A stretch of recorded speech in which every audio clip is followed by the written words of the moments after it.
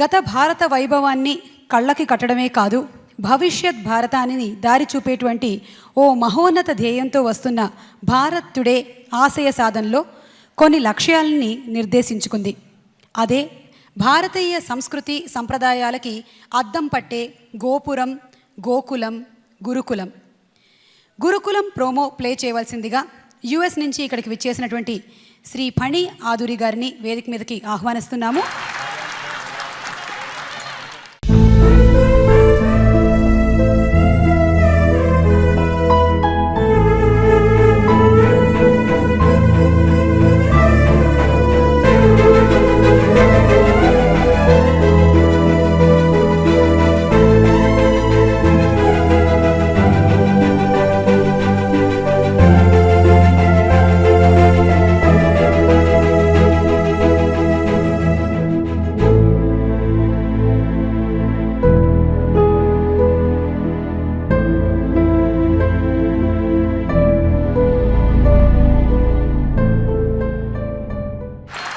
గురుకులం లాంటి ఒక కాన్సెప్ట్ని తీసుకొని ఏ చిన్నారులకైతే ఎటువంటి సౌకర్యాలు లేవో వారికి విద్యని అందించాలనేటువంటి సదుద్దేశం భారత్ టుడే అతి త్వరలో చేయబోతోంది.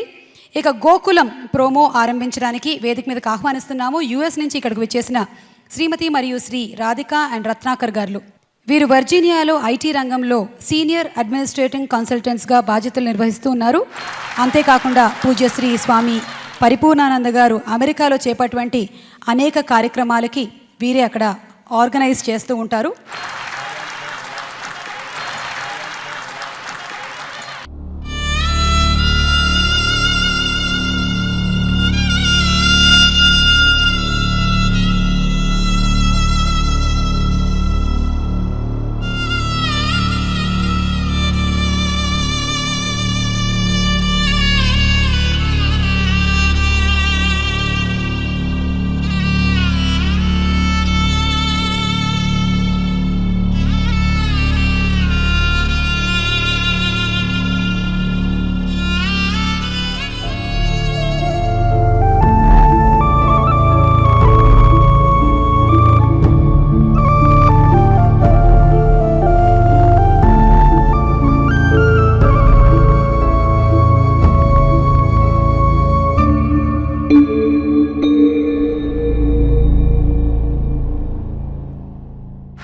ఆ గోమాతని కాపాడడానికి మేము సిద్ధం అంటూ చాలామంది ముందుకొచ్చారు.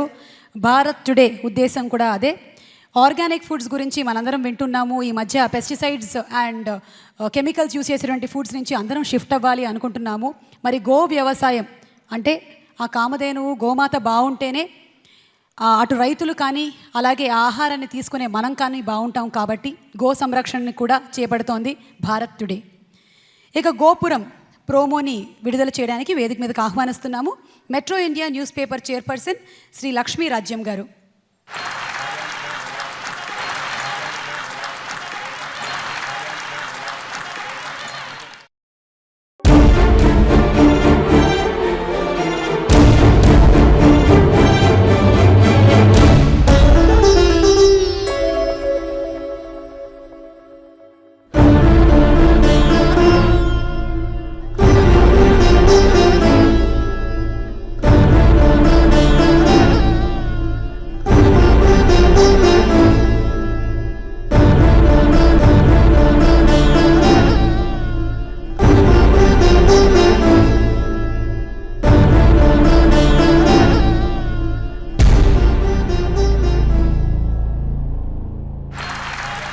ఇక ఏ ఆలయాలు శిథిలాలయాలు కాకూడదు.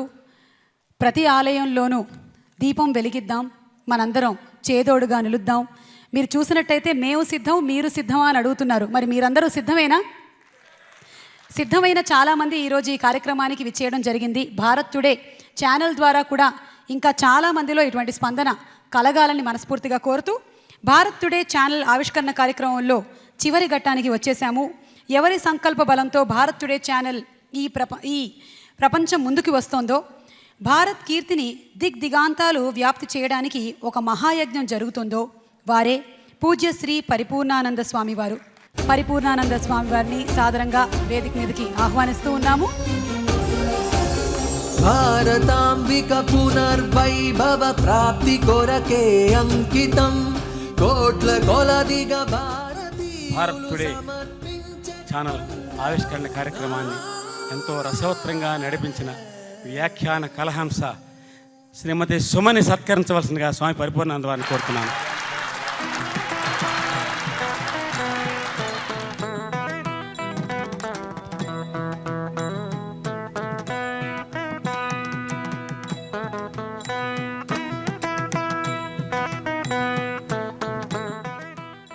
ఈరోజు ఈ భారత్ టుడే ఏదైతే మన ముందు నిలబడిందో ఇది ఒక మహర్షి యొక్క సంకల్పం, ఇది ఒక తపస్వి యొక్క సంకల్పం, ఇది ఒక పెట్టుబడిదారి యొక్క ఆలోచన కాదు,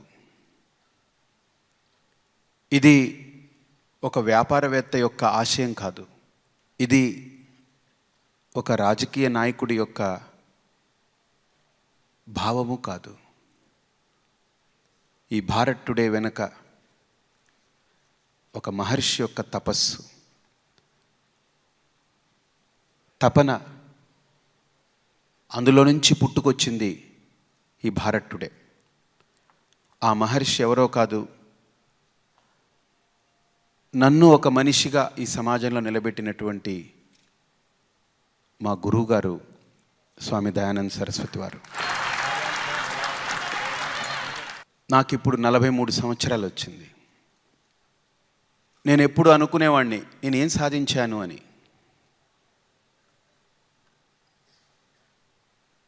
నా ఆలోచనలో నాకు ఎప్పుడు అనిపించేది, నాకు అసలు సన్యాసం అంటే ఇష్టం ఉండేది కాదు. నా దృష్టిలో సన్యాసులంటే అన్నీ వదిలేసిన వాళ్ళని. అన్నీ వదిలేసిన వాళ్ళతో మనకేం పని ఉంటుంది? ఏదో కాస్తో కూస్తో ఉంటే ఏదన్నా ఇస్తాం, మనం ఉపయోగం ఉంటుంది. అన్నీ వదిలేసిన వాళ్ళతో మనకేం పని ఉంటుంది? కాబట్టి ఇప్పుడు నేను అన్నీ వదలడానికి సిద్ధంగా లేను. నాకు సన్యాసం అంటే పెద్ద ఇష్టం ఉండేది కాదు. అలాగని వాళ్ళని ఎప్పుడూ నేను అగౌరవపరచలేదు. నా జీవితంలో నేను ఎప్పుడూ ఒకటి ఆచరిస్తూ వచ్చాను. నాకు తెలిస్తే చెప్తాను, తెలియకపోతే తెలుసుకొని చెప్తాను అని చెప్తాను. అంతేగాని తెలిసినా తెలియకపోయినా అడ్డగోలుగా మాట్లాడడం నాకు ఎప్పుడు చిన్నప్పటి నుంచి అలవాటు లేదు. కాబట్టి ఒక సన్యాస మార్గంలోకి నేను వెళ్ళడం అనేది నేను ఎప్పుడు ఊహించలేదు. మా అమ్మ అడిగింది ఒకసారి, నువ్వు సన్యాసం తీసుకోవాలని. నాకు మా అమ్మ అంటే చాలా ఇష్టం, అందరికీ ఇష్టం. కానీ నాకు ఒక కష్టం ఉంది. మీ అందరి అమ్మలకి కళ్ళు ఉంటాయి, కానీ మా అమ్మకు 2 కళ్ళు లేవు. మా అమ్మ స్నానం చేసేటప్పుడు బట్టలు పట్టుకెళ్ళి ఇచ్చేవాడిని. మా అమ్మ స్నానం చేసిన తర్వాత చీర కట్టుకోవాల్సి వస్తే ఆ కొంగు ఎక్కడ దోపుకోవాలి, ఏది ఈ కొస ఏది ఆ కొస అని తెలిసేది కాదు. పైన ఏది కింద ఏది తెలిసేది కాదు, అంచులు. నేను చూడకూడదు కాబట్టి మా అమ్మ ఏం చెప్పేదంటే, ముడి వేసివు ఒక కొసకి, ఆ ముడి ఎక్కడ తగిలితే నా చేతికి అది నేను అంచుగా పెట్టుకుంటాననేది. అలా నేను ముడి వేసి చీర ఇచ్చేవాడిని. స్నానం చేసి వస్తే మా అమ్మకు జుట్టు వేసేవాడిని. అందుకనే నాకు జుట్టు వేయడం కూడా బాగా, ఆ 3 పాయలు తీసి ఆడవాళ్ళు వేసుకునే జడ కూడా నాకు వచ్చు మా అమ్మ వల్ల. మా అమ్మ ఉదయం లేవగానే నన్ను లేపి బయట చిమ్మించి పేడ నీళ్లు కలిపి కల్లాపు చెల్లించేది, ముగ్గు వేయించేది. ఆవిడ వల్ల నాకు అది వచ్చింది. మా అమ్మకు వండి పెట్టాలనే ఒక ఆరాటంతో, మా అమ్మకి తెలియదు కాబట్టి చెబుతూ ఉంటే నేను వంట చేసే అలవాటు, నాకు ఇప్పుడు చక్కగా వంట చేయడం కూడా అలవాటైంది. అంటే చిన్నపిల్లాడిగానే నాకు తెలుసో తెలియకో మా అమ్మతో నాకు ఒక అనుబంధం ఏర్పడింది. నేను అందుకు భగవంతుణ్ణి కొన్ని సందర్భాల్లో తిట్టుకున్నాను. మా అమ్మ కళ్ళు లేవు అని అనుకున్నాను. కానీ ఇప్పుడు పెద్ద అయిన తర్వాత అనుకుంటున్నానంటే అలా అనుకోవచ్చు అనుకోకూడదో తెలియదు, కానీ ఆ అవిటితనమే నన్ను మా అమ్మకు బాగా దగ్గర చేసిందేమో అనేటువంటి నా ఆలోచన కూడా నాకు కలిగింది. అటువంటి మా అమ్మ నా నుండి కోరుకుంది ఏంటంటే ఏం కోరుకోలేదు. మామూలుగా కళ్ళున్న తల్లే తన బిడ్డని ఎవరికి ఇవ్వరు. పెళ్లి చేసిన కోడల మీద ఎంతో కొంత ఆలోచన ఉంటుంది, నా కొడుకుని దూరం చేస్తుందేమో అని. 1-2 రోజులు అత్తగారింటికి వెళ్ళినా ఏమో ఇంకా నా కొడుకు తిరిగి వస్తాడో రాడో అనే అనుమానాలు తయారవుతూ ఉంటాయి. ఒక్క కొడుకు కాదు, 3-4 ఉన్నా అదే ఆలోచన వస్తూ ఉంటుంది. అలాంటిది మా అమ్మ, ఆవిడికి ఎందుకు ఆలోచన కలిగిందో ఇప్పుడు నేను అడిగినా చెప్పదు. నీకు ఎందుకు కలిగిందే చెప్పు అసలు నన్ను సన్యాసంలోకి పంపడానికని. ఎందుకంటే కొన్ని సన్నివేశాలు చూస్తుంటే నేను సన్యాసం తీసుకోకుండా ఉంటే ఇంకొద్దిగా అగ్రెసివ్గా ఉండుండొచ్చేమో అని అనిపిస్తున్నటువంటి సందర్భాల్లో ఒక్కోసారి సన్యాసం నాకు అడ్డుగా అనిపించి వెనక్కి లాక్కోవాల్సిన పరిస్థితి. నేను అడుగుతుంటాను మా అమ్మని, ఎందుకు నువ్వు అలా కోరుకున్నావు నేను సన్యాసిగా మారాలని? ఆవిడ అంటుంది, నాకు తెలీదు. నువ్వు చిన్నప్పుడు పుట్టగానే చనిపోవలసిన వాడివి. నిన్ను తీసుకెళ్ళి కామాక్షి అమ్మవారి సన్నిధిలో పెట్టాను నెల్లూరులో జొన్నవాడ దగ్గర. మొన్ననే ఈ అమ్మ వెళ్ళింది అక్కడికి. అక్కడ పెట్టి బతికితే నీ సేవలోనే ఉంటాడు, చనిపోతే నీ దగ్గరికే వచ్చేస్తాడు, ఈ రెండూ నీకే సొంతం అని చెప్పి నేను కోరుకున్నాను. కాబట్టి నిన్ను బతికించింది ఆవిడ, కాబట్టి నువ్వు ఆవిడ సేవ చేయాలి తప్ప ఇంకా నాకు అక్కర్లేదు అనుకున్నాను. It is abnormal, really it is abnormal. Normal thinking కాదు. సహజంగా ఒక స్త్రీకి ఇన్సెక్యూరిటీ ఉంటుంది, అభద్రతాభావం. భర్త ఎంత బాగా చూసుకున్నా, కొడుకు ఎంత బాగా చూసుకున్నా, పిల్లలు ఎంత బాగున్నా ఒక స్త్రీకి ఎంతో కొంత అభద్రత ఉంటుంది. అందుకని ఎప్పుడు స్త్రీని భర్త కానీ, కొడుకు కానీ, లేకపోతే తండ్రి కానీ, లేకపోతే అన్నయ్య కానీ, చెల్లు తమ్ముడు కానీ, వాళ్ళందరినీ సమాజం పెట్టింది. మన పూర్వీకులు ఋషులు ఏమన్నారంటే, బాల్యే పితా రక్షతి, యవ్వనే భర్త రక్షతి, వార్ధక్యో పుత్రో రక్షతి అని. ప్రతి అడుగున ఆ స్త్రీ యొక్క అభద్రతాభావాన్ని తొలగించడానికి భర్త కానీ, కొడుకు కానీ, తండ్రి కానీ, అన్నయ్య కానీ ఎవరో ఒకరు ఆ స్త్రీకి ఎప్పుడు తోడుగా ఉండాలి. ఆ తోడు లేనటువంటి స్త్రీ మానసికంగా ఎంత ఇబ్బంది పడుతుందో మనందరికీ తెలుసు. అలాగా మా నాన్నగారు పెద్దగా చదువుకోలేదు. మా నాన్నగారు ఏంటంటే ఆయన ఒక వైరాగి. ఏమో తెలియదు, ఆయనకి పెద్ద కుటుంబం మీద, ఇంటి మీద పెద్ద ఏమీ నన్ను ఎక్కువగా చారతీసి ముద్దాడి చేసింది ఏం లేదు. నేను ఒక్కడనే కొడుకునైనా, అది చెప్తే రాదది. సో ఈ రకంగా మా అమ్మకి కళ్ళు లేవు, ఎవరి ఇది లేదు. ఏం కోరుకుంటుంది ఆ స్త్రీ అంటే, నా కొడుకు పెద్దవాడవ్వాలి, చాలా గొప్పవాడవ్వాలి, నన్ను బాగా చూసుకోవాలని కోరుకుంటుంది. కానీ అటువంటి మా అమ్మ నువ్వు సన్యాసి అవ్వాలి అనింది. Hats off to her. నాకు సగర్వంగా చెప్పుకుంటాను, శంకరాచార్యుల వారికి కూడా అటువంటి తల్లి లేదు, కానీ వివేకానందుడికి ఉందని నేను నమ్ముతున్నాను. వివేకానంద స్వామి ఒకసారి స్కూల్ నుంచి వచ్చేటప్పుడు ఏదో సందర్భంలో ఆ స్కూల్లో ఏదో మాట్లాడవలసి వస్తే మాట్లాడానని, చాలా గొప్పగా మాట్లాడాడని అందరూ చెప్పుకుంటుంటే ఆవిడ వెళ్ళి కృష్ణుడు అర్జునుడు ఉన్నటువంటి ఏదో ఒక చిత్రపటం ముందు నిలబడిందట. వివేకానంద స్వామి వస్తున్నారు ఇంటికి. ఈవిడికి కబురు అందింది ఆల్రెడీ. ఆయన వచ్చినప్పుడు వాళ్ళమ్మ నిందట, నువ్వు బాగా మాట్లాడావని విన్నాను, కానీ ఆ మాటలు కాదు నేను కోరుకునేది. కృష్ణుడు అర్జునుడికి ఇచ్చింది గీత కాదు, ఈ జాతికి నేర్పినటువంటి ఒక మార్గం. నువ్వు అలాంటి మాటలు మాట్లాడాలి, నువ్వు దాన్ని అనుసరించాలి అని చెప్పింది ఆవిడ. కానీ ఆవిడ సన్యాసి అవ్వాలని అనుకుందో లేదో తెలియదు, కానీ మా అమ్మ మాత్రం సన్యాసి అవ్వాలనింది. అటువంటి తల్లి కడుపును పుట్టి నేను సన్యాసం 2000 సంవత్సరంలో స్వామీజీ స్వయంగా కబురు పెట్టి నువ్వు రా అని పిలిచినప్పుడు నేను మా అమ్మకి, అమ్మ ఇలా స్వామీజీ పిలిచారు అని అంటే మా అమ్మ అన్న మాట ఏంటో తెలుసా? నేను వెళ్ళొస్తాను, స్వామీజీ పిలిచారనంటే ఆవిడ నన్ను సవరించింది. సన్యాసానికి వెళ్ళేవాడు వస్తాను అని చెప్పకూడదు, వెళుతున్నానని చెప్పాలి. కాబట్టి వెళ్ళి వస్తానని చెప్పకూడదు, నువ్వు వెళ్ళేది సన్యాసానికి అని చెప్పింది. నేను పిలిచాను, అమ్మ నువ్వు రావచ్చు కదా, నువ్వు కోరుకుంటున్నావు, నీ కోరిక నెరవేరబోతుంది కదా అంటే మా అమ్మనింది, సన్యాసి ఒంటరిగానే వెళ్ళాలి, తల్లిదండ్రులతో వెళ్ళడం కాదు సన్యాసం అనింది.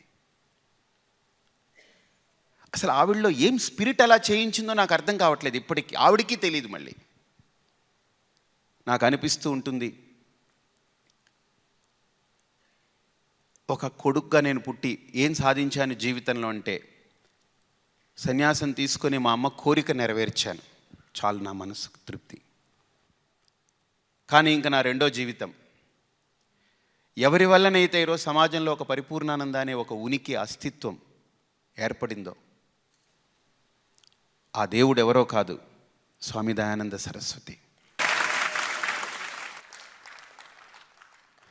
ఎవరి వల్ల అయితే ఈ సమాజంలో స్వామి మేము 7 గంటలకి మీ భగవద్గీత వినకపోతే మాకు ఆ రోజు ఉదయం గడవదు అని అంటే నాకు అనిపిస్తూ ఉంటుంది, అంత గీత నాకు నూరి పోసారా మా గురువుగారు. నేను చెప్పాను ఎప్పుడు అనుకోను, మా గురువుగారు అంత పోసారా నా దాంట్లో అనిపిస్తుంది. నేను ఎప్పుడు అనుకుంటుంటాను, బాటిల్లో పాలు ఉందనుకోండి, ఆ పాలని బాటిల్లో నుంచి గ్లాసులో కొంపుతూ ఉంటే బాటిల్ని ఎవరైనా పొగిడామనుకోండి అది పొరపాటు. పాలు బాటిల్లో ఉంది కాబట్టి బాటిల్ని పట్టుకుంటున్నాం, గీత నాలో ఉంది కాబట్టి నన్ను మీరందరూ గౌరవిస్తున్నారు. గొప్పతనం పాలునే కానీ పాలును తాగుతారు కానీ బాటిల్ నోట్లో పెట్టుకుని పరపరా ఎవరు నమిలేరు, దాన్ని తాగలేము మనం. కాబట్టి మా గురువుగారి దగ్గర ఉన్నప్పుడు ఆ గురువుగారికి నేను ఏం చేస్తే బాగుంటుంది అనిపించింది. మా అమ్మ కోరిక తీర్చాను, ఇప్పుడు నా గురువు యొక్క కోరిక తీర్చాలి. మొన్న నేను వెళ్ళినప్పుడు ఆయనకు ఆరోగ్యం బాగులేదు, ఎవరు లేనప్పుడు నన్ను కూర్చోమన్నారు. కూర్చొని కాళ్ళు ఒత్తుతూ ఉన్నాను. ఆయన ఈ మాట అన్నారు, నేను ఆఖరి గడియల్లో ఉన్నాను, నాకు ఒక మాట ఇస్తావా అన్నారు. తప్పకుండా అన్నాను. ఈ దేశం కోసం ధర్మం కోసం ఏదో చెయ్యాలి. వేదాంతం ఒక అంశం, నువ్వు చాలా బాగా వేదాంతం చెప్తున్నావు, దాన్ని విడిచిపెట్టద్దు. కానీ ఈ దేశం కోసం ఈ ధర్మం కోసం మనం చేయాల్సింది చాలా ఉంది. ఏం చేయాలి? నేను అడిగేటప్పుడు అన్నీ నీకే తెలుస్తుందిలే, నువ్వు అలా నిలబడు అని ఆయన ఒక్క మాట అన్నారు, నిమిత్త మాత్రం భవ అన్నారు ఆయన. నువ్వు నిమిత్త మాత్రంగా ఉండు, ఏం జరగాలో జరుగుతుందన్నారు ఆయన. ఆయనకి మాట ఇచ్చాను. ఏం చేయాలబ్బా, ఈ దేశం అంటే ఏంటి, 120 కోట్ల మంది జనాభా, నేను ఎంత ఆ 120 కోట్లలో ఒక్కడిని లింగుమంటూ. ఈ దేశం చూస్తే కాశ్మీర్ నుంచి కన్యాకుమారి దాకా, అటక్ నుంచి కటక్ దాకా 1000 కిలోమీటర్లతో విస్తరించబడి ఉంది. నేను ఒక్కడిని ఏం చేయగలను అనుకున్నాను. ఒకవేళ నేను వెళ్ళినా ఎన్ని ప్రాంతాలు వెళ్ళగలను, ఎంతమందిని స్పృశించగలను, ఎంతమంది దగ్గరికి వెళ్ళగలను, నాకు సమయం ఎంత, అసలు నేను ఎంతకాలం బతుకుతాను ఈ భూమి మీద, ఇంక నెక్స్ట్ రేపు ఉంటామని ఎవరికైనా నమ్మకం ఉందా? ఏమైనా బాండ్ పేపర్ ఉందా మనలో ఎవరికన్నా రేపు ఉంటాము అని? నాతో చదువుకున్న మిత్రులు ఇక్కడికి వచ్చారు, 6వ తరగతి 7వ తరగతి మేము బెంచ్లో కూర్చున్నటువంటి నా ఫ్రెండ్స్ అందరూ. వాళ్ళు నన్ను గుర్తుపెట్టుకుని వాళ్ళు టీవీలో నా ప్రవచనాలు చూస్తూ వాళ్ళందరూ గెట్ టుగెదర్ అయ్యి, మన ఫ్రెండ్ ఒక స్వామి అయ్యారు, అదే నెల్లూరే వాళ్ళు కూడా, వాళ్ళతోనే కూర్చున్నాను, ఆడుకున్నాను, చదువుకున్నాను. సమత గుర్తు చేస్తూ ఉంది నాకు, నువ్వు అరటిపండు తెచ్చుకునేవాడివి తినడానికి, మేము ఎవరైనా వస్తే అరటిపండు తొక్క తీసి అరటిపండు మాకు ఇచ్చేసేవాడివి, నీకేమిటనంటే నేను తొక్క తింటానని తొక్క తినేసేవాడివి. నిజంగా అలా చేసేవాడిని నేను. అంటే వాళ్ళు అడిగారు, ఇచ్చేయాలి. నాకు ఇవ్వడంలో ఏమిటో తెలియని ఒక ఆనందం. ఇది ఏం పెట్టుకుంటాం, ఏం పెట్టుకుంటే ఏం చేస్తాం మనం? పెట్టుకున్నప్పటి నుంచి దానికి సెక్యూరిటీ కింద మీద పడుతూ ఉండాలి. ఇచ్చేస్తే గొడవలేదు, ఇచ్చేస్తే ఎప్పుడైనా నేను ఇచ్చాను కదా ఇస్తే ఇవ్వయా అని అంటే ఇస్తే ఇచ్చాడు, లేకపోతే పోలేదు, పోనీ ఏదైనా పోదు, మన దగ్గర నుంచి అయితే ముందు గొడవ వదిలిపోతుంది. వాళ్ళందరూ కలిసినప్పుడు నన్ను ఒక ఫ్రెండ్గా చూస్తున్నప్పటికీ కూడా లోపల కాన్షియస్లో ఈయనొక స్వామి, we are very proud of that అని. మాలో చదువుకున్న వాళ్ళల్లో పెద్ద పెద్ద స్థాయిలో ఉన్నవాళ్ళు ఉన్నారు, సినిమాలో నటించే వాళ్ళు ఉన్నారు, సీరియల్స్లో చేసేవాళ్ళు ఉన్నారు, ఇండస్ట్రీస్ ఉన్నవాళ్ళు ఉన్నారు, కన్స్ట్రక్షన్ ఫీల్డ్లో ఉన్నారు. కానీ ఈ ఫీల్డ్లో నేను ఈ మార్గంలో నేను ఒక్కడిని రాగలిగాను. ఎవరు ఊహించలేరు. కాబట్టి నాకు అనిపించేది ఈ దేశం ఇంత పెద్దది, నేను ఏం చేయగలనని. ఆ అనిపించిన తపనలో నాకు ఒక ఆలోచన కలిగింది. ఈరోజు మనం ఒక సాధనం ఎంచుకోవాలి, ఒక మాధ్యమం. ఒక సరైన వేదిక కావాలి. మనం అన్ని కాయిన్స్ ఉంటాయి, ఎక్కడెక్కడో స్కాటర్ అయి ఉంటాయి కాయిన్స్. మనం కాయిన్స్ని తీసుకెళ్ళి ఆ బ్లాక్లో పడేయం. మనం పాకెట్లో కాయిన్స్ని పాకెట్లో పడేసేదానికి ఓ స్ట్రైకర్ వాడతాం. క్రికెట్ ఆడుతున్నప్పుడు బంతి విసురుతుంటారు, చేత్తో కొట్టాం. ఒక బ్యాట్ తీసుకుని అంత వేగంగా వచ్చే బంతిని డైరెక్షన్ తిప్పుతాం. నిజంగా క్రికెటీర్ ఏంటంటే బాదుడు కాదు, క్రికెట్ అంటే డైరెక్షన్ని తిప్పగలిగితే చాలు. ఎక్సలెంట్ క్రికెట్ అది. ఎందుకంటే నాకు క్రికెట్ అంటే పిచ్చి. క్రికెట్లోనే బతికాను నేను. చాలా టైమింగ్ ఉండాలి క్రికెట్ ఆడడానికి. ప్రతిదానికి ఒక పరికరం ఉంటుంది కదా, ప్రతిదానికి ఒక మాధ్యమం ఉంటుంది కదా, ప్రతిదానికి ఒక సాధనం ఉంటుంది కదా. మరి ఇంత దేశానికి, ధర్మానికి ఏదో ఒక సాధనం కావాలి, ఏదో ఒక మాధ్యమం కావాలి. ఏం పట్టుకుంటే అది బాగుంటుందని ఆలోచించాను. ఆలోచించి పక్కన పెట్టాను. హరిజనవాడలు తిరిగాను, అక్కడ తిరిగాను, ఇక్కడ తిరిగాను. మీ అందరికీ తెలుసు భాగ్యలక్ష్మి గుడి గురించి.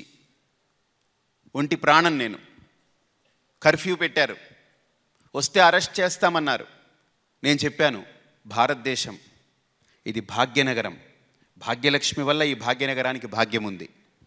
అటువంటి భాగ్యలక్ష్మి దగ్గరికి వెళ్ళొద్దు అని అంటే చేతులు కట్టుకుని కూర్చోవలసిన అవసరం ఒక భారతీయుడిగా నాకు లేదు. నేను వెళ్ళా, అరెస్ట్ చేశారు, 7 గంటలు జైల్లో పెట్టారు. అంటే అక్కడ పోలీస్ స్టేషన్లో హాయిగా కూర్చున్నా. నేను తప్పు చేసి పోలీస్ స్టేషన్కి వెళ్ళలేదు. ఎవరు భవిష్యత్తులో తప్పు చేయకూడదని నేను పోలీస్ స్టేషన్కి వెళ్ళాను. అలాగే ఒక వకుళమాత ఆలయం ఎదురుగుండా క్వారీ పెట్టి కోరేసి దాన్ని పడగొట్టేస్తుంటే ఉండబట్టలేక గట్టిగా గొంతెత్తి విప్పాను. ఎవరికీ ఎక్కలేదు. సరే, ఇది కాదు, మనం ఎంత తాపత్రయపడతాం. ఇలా కష్టపడుతూ పోతుంటే ఒకరోజు నా ప్రాణం ఆగిపోతుంది. ఈ పోరాటం ఆగకూడదు. ఇలా ఎంతకాలం పోరాడుతూ బతుకుతాం? దీనికి ఏదో ఒక మాధ్యమం కావాలి, ఏదో ఒక మీడియం కావాలి. అలా ఆలోచించగా ఆ ఆలోచనలో నుంచి పుట్టింది భారత్ టుడే. నన్ను ఒక ఆయన అడిగారు, స్వామీజీ ఎన్ని ఎందుకండి బాబు, ఎన్ని పెద్ద ఇబ్బందికరమైంది ఇది, అసలు ఈ ఫీల్డ్ అంతేనే ఇలా ఉంటుంది అని. మీరు ఎందుకండి అనవసరంగా ఇది ఎత్తుకున్నారు, నెత్తికన్నారు. నేను ఒక మాట చెప్పాను, మన ఇంట్లో బూజు ఉంటుంది పైన. బూజు దులిపేటప్పుడు ఫస్ట్ పడేది మన నెత్తి మీదే పడుతుంది. మన నెత్తి మీద పడుతుంది కదా అని మనం ఆ బూజును దులపకపోతే మనం బూజులోనే మిగిలిపోతాం. రాత్రి బూజింగు, పగలు బూజింగ్లోనే ఉంటాం. దులపాలి. మన నెత్తి మీద పడినా దాన్ని శుభ్రంగా వెళ్ళి డెటాల్తోటో లైఫ్ బాయ్ తోటో శుభ్రంగా స్నానం చేసుకు రావాలి మళ్ళీ, అంతే. అంతేగాని దులపనని కూర్చుంటే మొత్తం బూజు పట్టిపోతుంది. అలాగని ఇప్పుడు ఏదో భారత్ టుడే పెద్ద ఎత్తున ఏదో విప్లవం తీసుకొస్తుంది, ఉద్యమం తీసుకొస్తుంది అనుకోవద్దు. ఒక్కటి మాత్రం సత్యం, ఈ భారత్ టుడే కులాలకి, మతాలకి, ప్రాంతాలకి అతీతంగా తన ఉనికిని కాపాడుకుంటూ ధర్మానికి, దేశానికి ఒక గొప్ప వేదికగా మారుతుంది. ఇంతవరకు ఒక పరిపూర్ణానందగా 24 ఏళ్ల నా సుదీర్ఘమైనటువంటి ఈ ప్రయాణంలో ఒక్కరోజు పల్లెత్తి ఒక మతాన్ని విమర్శించిన పాపానికి పోలేదు. నేను ఏ రోజు విమర్శించను. నా ధర్మం గొప్పదని చెప్పుకుంటాను. మా అమ్మ చాలా గొప్పదని చెప్పుకోవడంలో తప్పులేదు, కానీ మీ అమ్మ అంత మంచిది కాదేమో అని చెప్పడంలో నా సంకుచితత్వం బయటపడుతుంది. అలాగే నా ధర్మం గొప్పది అని చాటుకుంటాను. నేను అమెరికా గడ్డ మీద మొట్టమొదటిసారి అడుగుపెట్టినప్పుడు అక్కడ తానా సభలో నన్ను మాట్లాడమంటే ఐఆమ్ హియర్ ఫర్ ధర్మ, నాట్ ఫర్ $1 అన్నాను. నాకు అక్కడ ఇచ్చిన డాలర్లు వాళ్ళకే ఇచ్చేసి వచ్చాను. ఆ రోజు నాకు డబ్బు అవసరమే, కానీ నేను ఒకటి అనుకున్నాను, అమెరికా నుంచి నేను తిరిగి వెళ్ళేటప్పుడు చాలామంది అంటారు స్వామీజీలు వస్తారు డాలర్లు పట్టుకుపోతారని. భవిష్యత్తులో ఇంకెవరికి స్వామీజీకి అటువంటి మాట రాకూడదు అనుకున్నాను. ఆ డాలర్లని అక్కడే ఇచ్చేసి వచ్చాను, పట్టించుకొని కూడా లేదు. అలాగే గత కొంతకాలంగా ఏ ఊర్లో ప్రవచనం జరిగినా ఏది జరిగినా అక్కడొచ్చే డబ్బుని విరాళాన్ని ఆ ఊర్లోనే ఒక హాస్టల్కి కానీ ఒక గోశాలకు కానీ లేదా ఒక గోపురానికి కానీ ఇవ్వడం లేదా ఒక మంచి వ్యవస్థకి ఇవ్వడం అలవాటు చేస్తూ వచ్చాను. నేను ఎప్పుడు పాద పూజలకు కానీ భిక్షలకు కానీ వెళ్ళలేదు. ఎందుకంటే వెళ్ళకూడదని కాదు, నా ఆలోచన అది కాదు ఎప్పుడు. కాబట్టి ఒక వేదిక కావాలి. ఆ వేదిక ఎలా ఉండాలి? ఆయన అన్న తర్వాత ఈ ఛానల్ ఏంటి, ఏం తప్పు చేస్తున్నాయి? ఏ ఛానళ్ళు తప్పనట్లేదు. నేను ఉదయం సుమతో మాట్లాడుతున్నప్పుడు మిగతా ఛానల్ కంటే ఈ ఛానల్లో ఏమిటి ఉండబోతుంది అంటే ఆ ఛానల్ కంటే మనం కొత్తగా ఇవ్వబోయేది ఏం లేదు. న్యూస్ అంటే చంద్రబాబు నాయుడు గారు ఏమైనా మాట్లాడితే దాన్ని అలానే ఇస్తారు వాళ్ళు. కేసీఆర్ గారు ఏం మాట్లాడితే అలానే ఇస్తారు. అంతేగాని కేసీఆర్ గారు మాట్లాడింది కట్ చేసి వేరే ఇస్తే ఇక్కడ ఛానల్ కట్ చేస్తారు. లేదా అక్కడ చంద్రబాబు నాయుడు గారు మాట్లాడింది కట్ చేసి మనం వేరే ఇస్తే అక్కడ ఛానల్ కట్ చేస్తారు. వాళ్ళు మాట్లాడింది అన్ని ఛానల్ అదే ఇవ్వాలి. వాళ్ళు మాట్లాడింది అదే ఇవ్వాల్సి వచ్చినప్పుడు మీ అందరికీ తెలుసు. నన్ను ఒక ఇంటర్వ్యూలో ఓపెన్ హార్ట్ విత్ ఆర్కేలో ఆయన అడిగారు, ఏమండి ఇంతమంది స్వామీజీలు అవసరమా? దేవుడు ఒక్కడే అని చెప్తాం కదా, ఇంతమంది స్వామీజీలు అవసరమా అన్నారు. నేను ఒకటే మాట అన్నాను, మన దేశానికి ప్రధాని నరేంద్ర మోడీ గారు ఎన్నికయ్యారు, వార్త ఒకటే, ఇన్ని పేపర్లు కావాలా, ఇన్ని టీవీ ఛానల్ కావాలి, ఒకటే టీవీ ఛానల్ ఒకటే పేపర్ సరిపోదా అన్న. కాబట్టి ఒకటే విషయం కోసం ఇన్ని పేపర్లు ఇన్ని మీడియాలు ఉండగలేంది. దేవుడు ఒక్కడే అని చెప్పడానికి ఇంతమంది స్వాములు కాదు, నా దృష్టిలో అందరూ స్వాములు అయితేనే కానీ అది సరిగ్గా సిద్ధం కాదు. కాబట్టి కొత్తగా మనం ఏదో న్యూస్ చూపించేస్తాము, కొత్తగా ఏదో ఎంటర్టైన్మెంట్ చూపిస్తాము, కొత్తగా ఏదో ఆధ్యాత్మికతని ఇస్తాము కాదు. మీ అందరికీ తెలుసు, ఈరోజు ప్రభావవంతమైన మాధ్యమం టీవీ మాధ్యమం, సినిమా. ఇవి రెండూ కనుక కొన్ని విలువల మీద చిన్నపిల్లలప్పుడు మనకు పాఠశాలలో స్కూల్స్లో నిజంగా చెప్తున్నాను, మొన్ననే మా ఫ్రెండ్స్ అందరితో కూర్చున్నప్పుడు షేర్ చేసుకుంటున్నాను. ఎలక్ట్యూషన్ ఉండేది, మాట్లాడడం. నాకు అప్పుడు కొన్ని పద్యాలు చెప్పమనేవారు, శ్లోకాలు. ఆ స్లాట్ వచ్చినప్పుడు నేను చెప్పేవాడిని, ఇలా చేతులు కట్టుకొని, తల్లిదండ్రుల యందు దయలేని పుత్రుండు పుట్టనేమి వాడు గిట్టనేమి పుట్టలోని చదలు పుట్టవా గిట్టవా విశ్వదాభిరామ వినురవేమా అనేవాడిని. అనగానే నాకు ఒక 5 స్టార్ చాక్లెట్ ఏదో పెట్టేవారు. అప్పుడు న్యూట్రిన్ అని ఉండేది, న్యూట్రిన్ చాక్లెట్. ఇప్పుడు ఉందో, ఇప్పుడు న్యూట్రిన్సే లేవు ఎక్కడ. న్యూట్రిన్ అని ఉండేది చాక్లెట్, అది ఇచ్చేవారు. అబ్బా, నాకు ఆ చాక్లెట్ మీద చాలా టేస్ట్, శ్లోకం మీద కాదు. కానీ ఈరోజు ఆ శ్లోకం నాకు కొన్ని వేల చాక్లెట్లు తింటే కలిగే ఆనందం కంటే ఆ శ్లోకంలో ఒక్క చరణానికి సాటి ఏదీ లేదు ఇంకా. అంటే ఆ రోజుల్లో కనీసం చాక్లెట్ కోసమైనా ఆ శ్లోకం నేర్పించారు. ఈరోజు శ్లోకాలు పోయాయి. మన కుటుంబాల్లో శ్లోకాలు ఎప్పుడైతే పోయాయో మన కుటుంబాల్లో మిగిలింది శోకాలే. మన కుటుంబాల్లో శోకాలు పోవాలంటే మళ్ళీ శ్లోకాలు తెచ్చుకోవాలి మనం తిరిగి. మీకు తెలీదు మహర్షుల వాక్యాలు, మీకు తెలీదు ఋషుల యొక్క ప్రోక్తాలవి. మన పిల్లలకే అవి అబ్బితే తెలియకుండానే ఆ శబ్దాల్లో ఉండేటువంటి సంస్కారం ఆ వ్యక్తిని ఎప్పుడో ఒకప్పుడు కాపాడుతుంది. మీకు ఆ పిల్లాడిని ఎప్పుడు రక్షగా నిలబెడుతుంది. చాలామంది అనుకుంటాం ఒట్టి శ్లోకాలే కదా, ఒట్టి అక్షరాలే కదా అని. మీరు చెప్పండి, యదా యదా హి ధర్మస్య గ్లానిర్భవతి భారత అభ్యుత్థానమధర్మస్య తదాత్మానం సృజామ్యహం పరిత్రాణాయ సాధూనాం వినాశాయ చ దుష్కృతాం ధర్మ సంస్థాపనార్థాయ సంభవామి యుగే యుగే. ఈ శ్లోకాలు మీరు అలవాటు చేయించండి పిల్లలకి. మీరు అలవాటు చేయిస్తే ఈ శ్లోకాల్లో ఉండేటువంటి గాంభీర్యం ఇప్పటికీ ప్రతి ఒక్కళ్ళు వాడుతుంటాం. సత్యమేవ జయతే అంటాం. ఇది ఎవరు రాసింది? ఒక కవి రాసింది కాదు, వేదాన్ని దర్శించిన ఋషి రాసింది. అందుకనే వేల సంవత్సరాలైనా అది ఒక మహావాక్యంగా నిలబడింది. ధర్మో రక్షతి రక్షిత అని అంటాం, ఇప్పటికీ నిలబడింది, వ్యాసుడు రాసింది. కాబట్టి మహర్షులు ఇచ్చిన ప్రతి వాక్యానికి ప్రతి శ్లోకానికి ఒక శక్తి ఉంటుంది. మనం అప్పుడప్పుడు కూర్చుని రాసుకున్న కవిత్వాలనే మనం ఎంత ఎంజాయ్ చేస్తున్నాం. ఇందాక కళ్యాణం సమయంలో మహాదేవమణి గారు ఆసుగా ఇచ్చినటువంటి కవిత్వాల మీద మనం ఎంతో స్పందించాం. కానీ వాళ్ళు అసువులు బాపి వాళ్ళు అందించినటువంటి మంత్రాలు ఆసుగా ఇచ్చింది కాదవి, అసువులు బాపి ఆ మంత్రాల్ని మనకిచ్చారు. ప్రాణాలని త్యాగం చేశారండి. నాకు నిజంగా అనిపిస్తుంది, ఈ భారత గడ్డ మీద నేను పుట్టానా, ఈ భారతదేశంలో నేను పుట్టానా? ఎంతమంది మహర్షులండి జీవితాల్ని త్యాగం చేశారు ఆ రోజు. వాళ్ళ కోసం మనం పుట్టాం, వాళ్ళ వారసులుగా పుట్టాం.